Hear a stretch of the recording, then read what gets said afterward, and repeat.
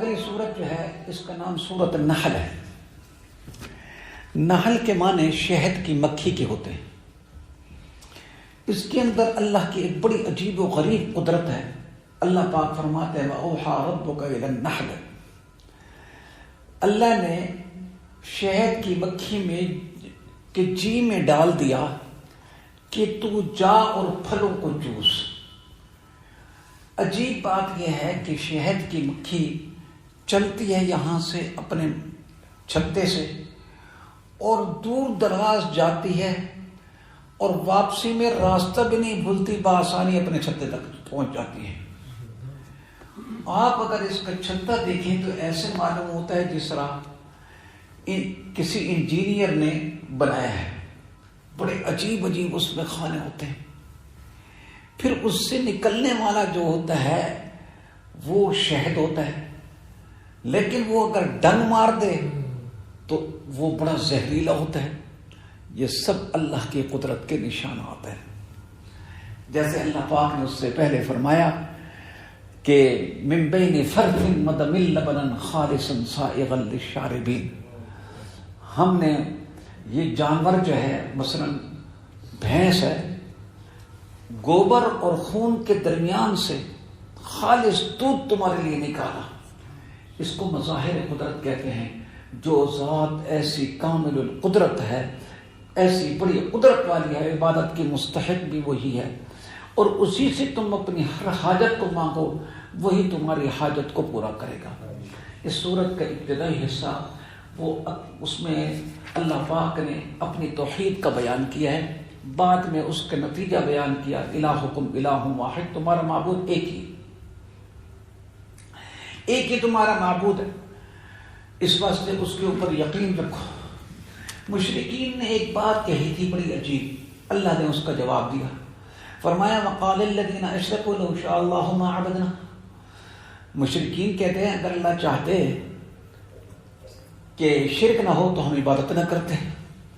ہم جو عبادت کرتے ہیں اور اللہ ہمیں نہیں روکتا، اس کا مطلب یہ ہے کہ غلط ہے، نہ ہم غلط نہیں ہیں. یہ ان کی بڑی غلطی تھی. دنیا دارالامتحان ہے. اللہ تعالیٰ نے انسان کو کیا دیا ہے؟ اختیار دیا ہے. دونوں راستے دکھا دیے ہیں اور فرمایا کہ ہے انسان تو اپنے اختیار کے ساتھ سیدھے راستے کے اوپر چل. تو دو چیزیں الگ الگ ہوتے ہیں. یہ ایک طرح علمی بات ہے. ایک ہے مشیت، ایک ہے رضا. اللہ تعالیٰ تکوینی طور پر چاہتے کیا ہیں یہ ایک الگ چیز ہے، لیکن رضا کے بارے میں فرما دیا وَلَا يَرْضَىٰ لِعِبَادِهِ الْكُفْرَ. اللہ پاک اپنے بندوں سے کفر کو نہیں چاہتا، پسند نہیں کرتا، خوش نہیں ہوتا. اس وجہ سے ان کا یہ استدلال بالکل ہر لحاظ سے غلط تھا.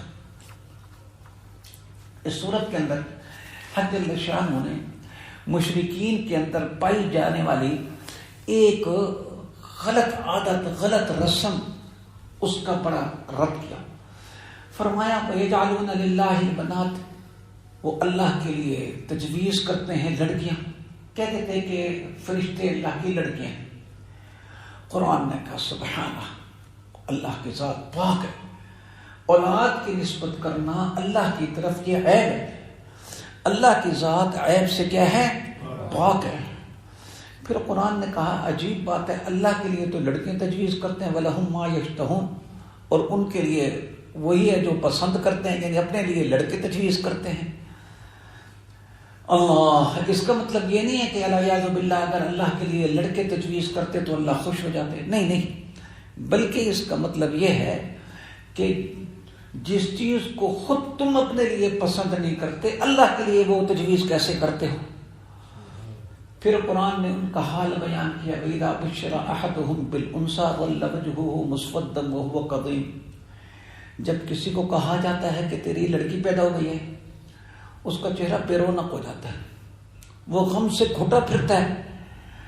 يَتَوَارَىٰ مِنَ الْقَوْمِ، چھپتا پھرتا ہے لوگوں سے اور سوچتا ہے أَيُمْسِكُهُ عَلَىٰ هُونٍ أَمْ يَدُسُّهُ فِي التُّرَابِ. بچی کو ذلت کے اوپر رکھوں کیونکہ یہ تو مجھے کسی کو سپرد کرنی پڑے گی، یا میں اس کو زندہ زمین کے اندر گاڑ دوں. قرآن نے کہا الا ساء ما یحکمون، بہت ہی بری بات وہ تجویز کرتے ہیں۔ قریش مکہ کے اندر اور ویسے عرب کے اندر ایک غلط رواج یہ تھا، بچی پیدا ہوتی تھی تو زندہ بچی کو گڑھا کھود کے اس کے اندر ڈال کے اوپر مٹی ڈال دیتے تھے۔ یہ بدترین جرم ہے۔ قرآن کریم نے سورۃ اذا الشمس کورت کے اندر فرمایا وَإِذَا الْمَوْءُودَةُ سُئِلَتْ، جبکہ کیا ہے زندہ درگور کی ہوئی بچی سے پوچھا جائے گا کہ بتا بِأَيِّ ذَنبٍ قُتِلَتْ، کس گناہ کی وجہ سے تجھے مارا گیا۔ یعنی لڑکیوں کو بہت مایوس سمجھتے تھے۔ یہ مایوس سمجھنا لڑکی کا یہ کچھ آج کل اللہ معاف فرمائے ہمارے بعض علاقوں میں بھی ہے۔ لڑکی پیدا ہو جائے تو بیٹھ کے روتے ہیں، اور عجیب بات یہ ہے کہ روتی عورتیں ہیں، حالانکہ ان کو تو خوش ہونا چاہیے کہ ہماری پارٹی بڑھ گئی، لیکن روتی لڑکیاں ہیں، عورتیں ہیں کہ ہائے شودا ہائے شودی کیویں تھی سی۔ کئی کہتے ہیں کہ صحیح اس واسطے روندے سے جو شودی دی قسمت کیویں ہو سی۔ میں نے کہا لڑکوں کی قسمت اچھی ہونا یہ کوئی طے ہے؟ جیسے لڑکی کے اوپر امتحان اور ابتلا آ سکتا ہے، لڑکی کے اوپر بھی آ سکتا ہے۔ اس واسطے لڑکی پیدا ہو تو آدمی کو معجوب نہیں سمجھنا چاہیے۔ ایک صاحب تھے، مولوی صاحب تھے، ان کی بچی پیدا ہوئی، مجھے پتہ لگا، میں نے کہا بھائی مبارک ہو، بچی پیدا ہوئی ہے۔ ان کو غصہ آ گیا، موٹی موٹی آنکھیں مجھے نکالی کہ مولوی صاحب بچی کے پیدا ہونے پر بھی کوئی مبارکباد دیتا ہے؟ میں نے استغفر اللہ، میں حیران ہو گیا۔ اور ہم نے مبارکباد کیوں دی؟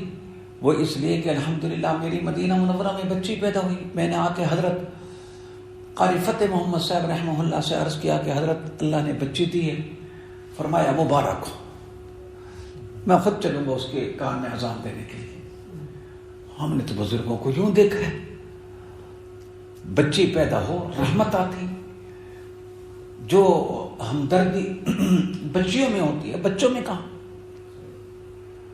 ایک ملنے والے تھے، ان کی بچی پیدا ہوئی، انہوں نے مجھے بتایا نہیں، 2-3 دن کے بعد مجھے پتہ لگا۔ میں نے کہا آپ نے بتایا نہیں کہ بچی پیدا ہوئی ہے؟ انہوں نے جواب میں کہا الیاذ باللہ استغفر اللہ استغفر اللہ استغفر اللہ، کہ مشرکین مکہ ٹھیک کہتے تھے۔ میں تو لرز گیا۔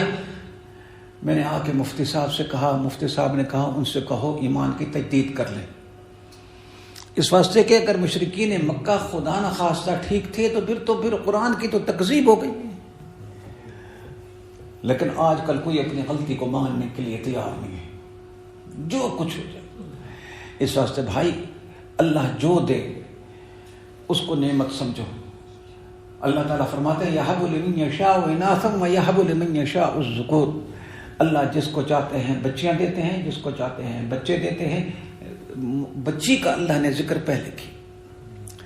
اور یہ بھی کبھی سوچا کہ اگر بچیوں کو ہونا معیوب ہوتا تو اللہ نبی کریم صلی اللہ علیہ وسلم کو صرف بچیاں دیتے؟ بچے دیے لیکن لیے نہیں، بچیاں دی لیکن لی نہیں۔ بچے دیے تو اللہ نے لے لی، بچپن میں حضور صلی اللہ علیہ وسلم کے بچے پیدا ہوئے لیکن حضور اللہ تعالیٰ نے لے لیے، بچی کوئی نہیں لی۔ ایک ساتھی تھے، وہ میں نے پوچھا، میں نے کہا بھائی کتنی اولاد ہے، کتنے بچے ہیں؟ کہیں گے 4 لڑکیاں۔ میں نے کہا تجھے مبارک ہو کہ تیری اولاد مشابہ ہو گئی رسول اللہ کی اولاد کی۔ وہ حیران ہو گیا کہ مولوی صاحب نے کیا کہہ دیا۔ اج کل سارے سلیقین کہیں کو آخو جنو 4 دیے شہدا، اندہ مطلب یہ ہوتا ہے الیاذ باللہ وعدن کہ بھائی اللہ تعالیٰ دے تو سچائی اور شہدے کو نہیں دیتی شہدا، یعنی جیسے بدقسمت آدمی۔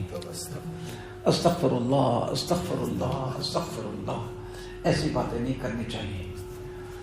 اس صورت کے اندر اللہ تعالیٰ نے ایک بڑی جامع بات ارشاد فرمائی، ان اللہ یأمر بالعدل والاحسان وایتاء ذی القربى وینہی عن الفحشاء والمنکر والبغی یعظکم لعلکم تذکرون۔ یہ آیت ہمارے خطبوں میں پڑھی جاتی ہے، اور یہ آیت جو ہے نا اس کے اندر کیا فرماتے ہیں کہ اللہ تعالیٰ نے حکم دیتے ہیں انصاف کا اور حسن خوبی کا۔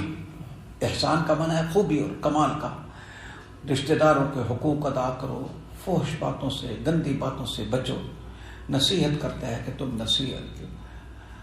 تم جو ہے نا نصیحت حاصل کرنے والے بنو، خیر حاصل کرنے والے بنو. سبحانک اللہم و بحمدک.